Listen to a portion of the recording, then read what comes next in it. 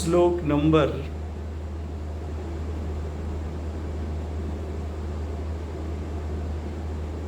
10, उसका हेडिंग है आगे शुद्ध नहीं को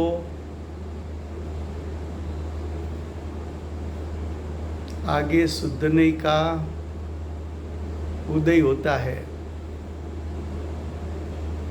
उसकी सूचना रूप श्लोक कहने में आता है। क्या कहा? जो भगवत कुंकुंदाचार्य देव ने अगली गाथा 14वीं गाथा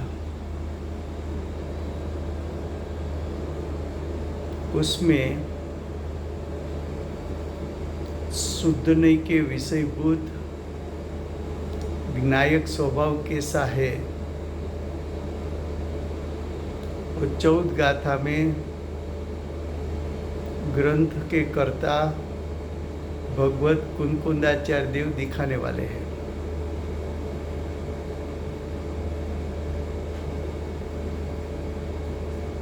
तो 14वीं गाथा जो है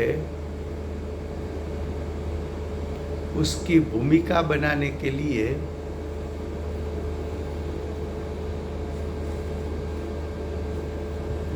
अमृतचंद्राचार्य देव 14वीं गाथा से पूर्व 10 नंबर का श्लोक लिखा।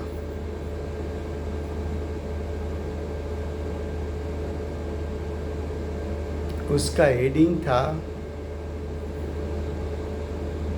कि शुद्ध नहीं का उदय होता है। शुद्ध नहीं का उदय यानी शुद्ध नहीं के विषय ऐसा आत्म स्वभाव प्रकट होता है। प्रकट होता है उसका अर्थ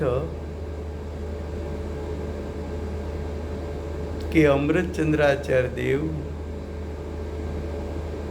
शुद्ध नहीं के विषयभूत आत्मा का त्रिकाल शुद्ध स्वभाव यानी ज्ञायक स्वभाव, उसका स्वरूप कैसा होता है उसका कथन करने वाले हैं। फिर से गुजराती में श्लोक नंबर 10 એમનું હેડિંગ છે આગળ શુદ્ધ નહીંનો ઉદય થાય છે તેની સૂચના રૂપ શ્લોક કહેવામાં આવે છે।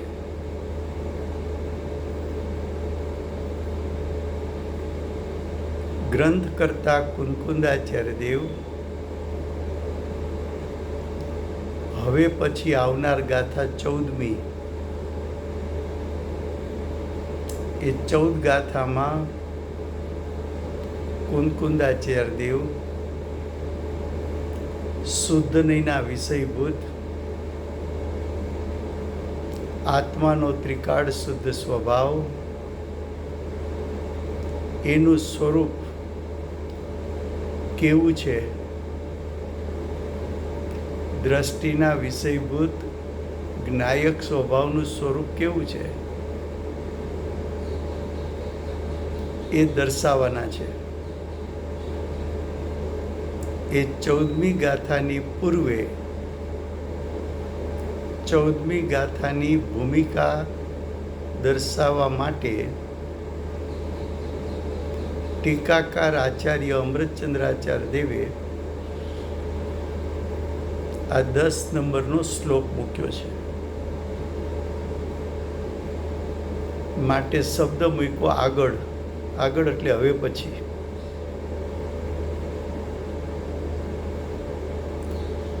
10મા શ્લોકનું હેડિંગ છે શુદ્ધ નહીંનો ઉદય થાય છે. શુદ્ધ નહીંનો ઉદય એટલે આત્માનો ત્રિકાળ શુદ્ધ સ્વભાવ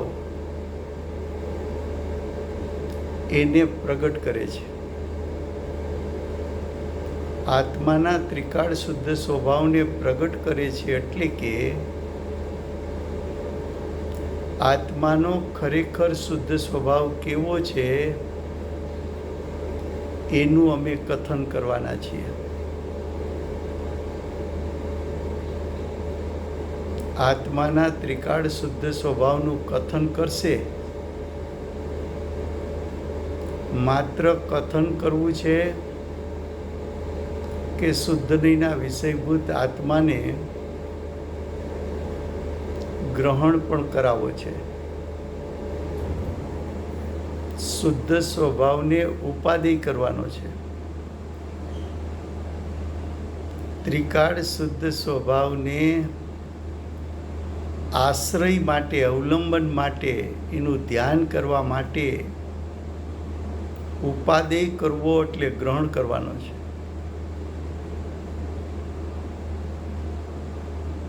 હવે શ્લોકાર્થ.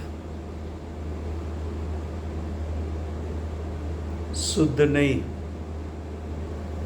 શુદ્ધ નહીં એટલે જે નહીં, જે જ્ઞાનનો અંશ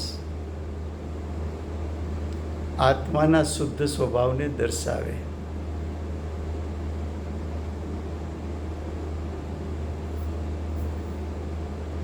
જે નહીં, જે જ્ઞાનનો અંશ આત્માના શુદ્ધ સ્વભાવ તરફ લઈ જાય.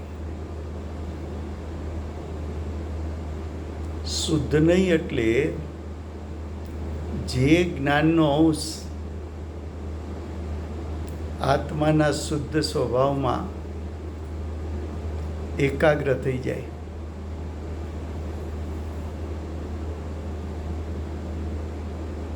એવો શુદ્ધ નહીં.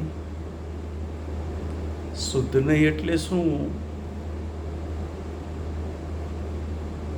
તો પંડિત હિંમતભાઈએ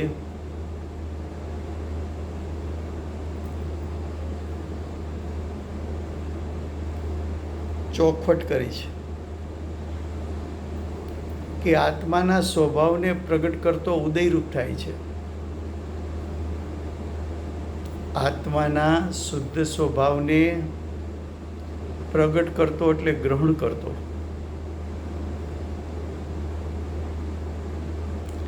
જ્ઞાન ઉપયોગ ઉત્પન્ન થયો. કઈ રીતે ઉત્પન્ન થયો? જ્ઞાન ઉપયોગ. આત્મ સ્વભાવને ગ્રહણ કરતો ઉત્પન્ન થયો, માટે જ્ઞાન ઉપયોગને શુદ્ધ નહીં કીધી.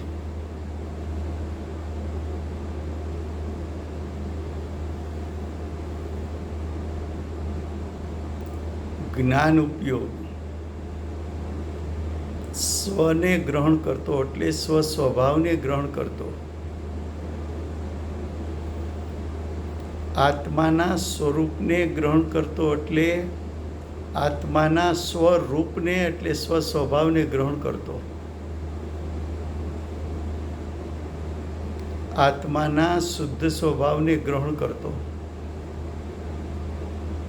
જે ઉપયોગ ઉત્પન્ન થયો,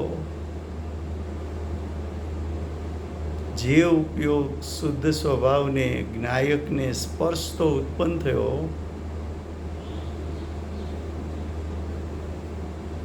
જે ઉપયોગે જ્ઞાયક સ્વભાવને વિષય બનાવ્યો,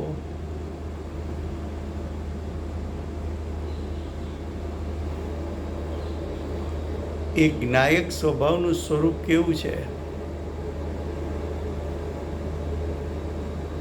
એ જ્ઞાનમાં જણાઈ ગયું. જે જ્ઞાને સ્વભાવને વિષય બનાવ્યો તે જ સમયે એ જ્ઞાન સમ્યક થયું. તે જ સમયે એ જ્ઞાન સ્વ પરનું ભેદ જ્ઞાન કરતું ઉત્પન્ન થયું. તે જ સમયે તે જ્ઞાને આત્માને દ્રવ્ય પર્યાય સ્વરૂપ જાણતું એ જ્ઞાન ઉત્પન્ન થયું.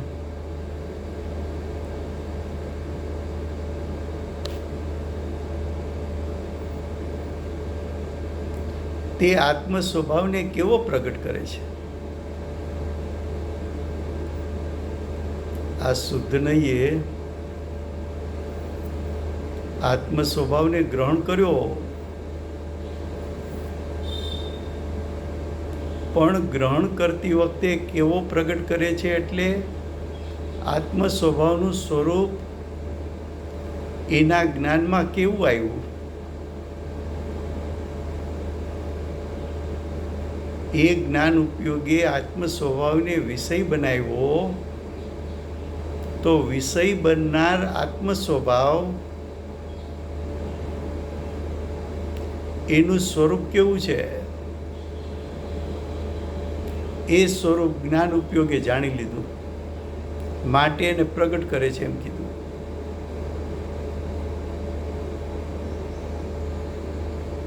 फिर से हिंदी में क्या कहा?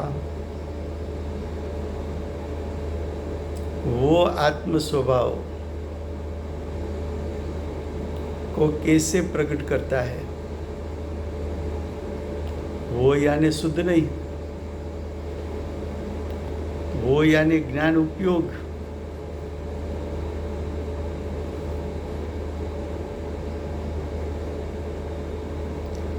ज्ञान उपयोगे ज्ञायक को विषय बनाया, तब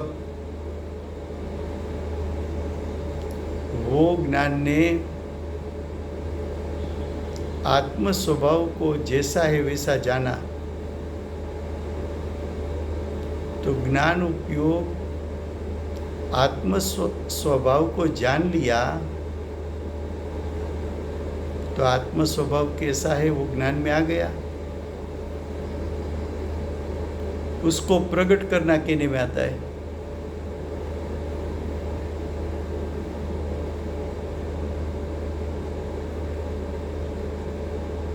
सम्यक दृष्टि